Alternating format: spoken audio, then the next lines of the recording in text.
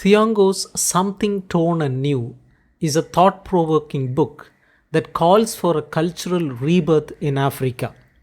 In this series of essays, he explores the deep wounds caused by colonialism, especially the destruction of African languages, histories, and identities.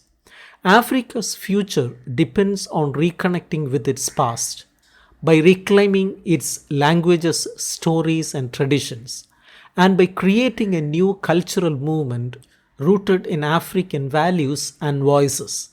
This is what he calls African Renaissance. He begins by describing how colonialism tore apart African societies.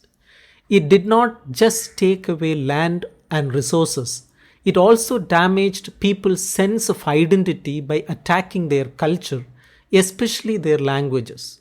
African children were taught in colonial languages like English and French and told their own languages were worthless. They learned about European history and literature while their own stories were ignored. This left African people feeling disconnected from their roots. Thiong'o says this tearing away of language and memory is one of the greatest harms of colonization. Language is central to culture. It carries the stories, values, and worldview of a people. When language is silenced, a culture is weakened. Recovering African languages is not just about speaking differently, it is about thinking differently. It is about rebuilding the African imagination and making space for African ways of knowing, seeing, and creating. A true African Renaissance cannot happen in colonial languages alone. It must come from within African languages and traditions. In the first chapter, Thiong'o discusses how colonialism used education as a tool of control. Schools were designed to produce Africans who would serve the needs of the colonial system. They were trained to admire Europe and forget their own cultures. Thiong'o calls this a form of mental slavery. Even after independence, many African countries kept the colonial education systems. African education must be transformed to teach students in their own languages and connect them to their own history and culture. Thiong'o writes about the African diaspora, people of African descent living in places like the Americas and the Caribbean. He shows how African cultural elements survived in these communities despite slavery and racism. Music, storytelling, religion, and resistance movements in the diaspora all carry pieces of African culture. He sees this as proof that African creativity is strong and can survive even the harshest conditions. The diaspora can be part of the African Renaissance by helping rebuild connections between African people across the world.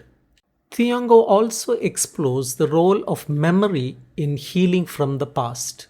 African people must remember the pain of colonialism and slavery, but also celebrate their resilience and creativity.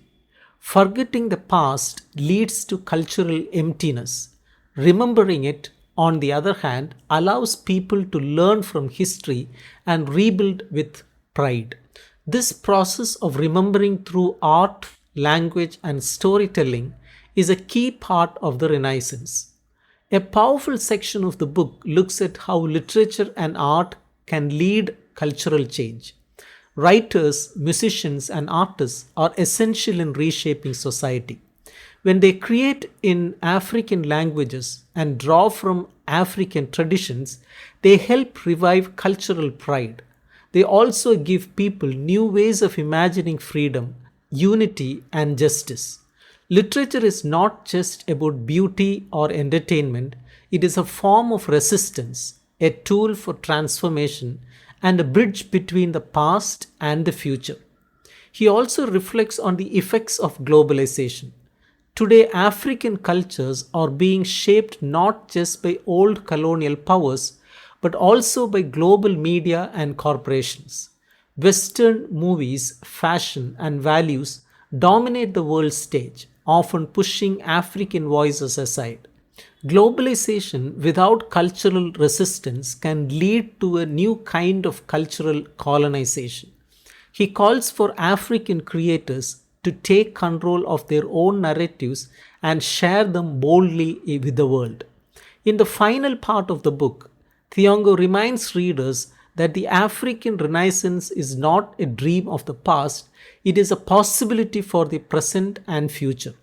It means giving power back to the people by giving value to their languages, memories, and creativity. It means rewriting education, rethinking development, and rebuilding cultural confidence. It is a long and difficult journey, but Thiong'o believes it is necessary for true freedom and dignity.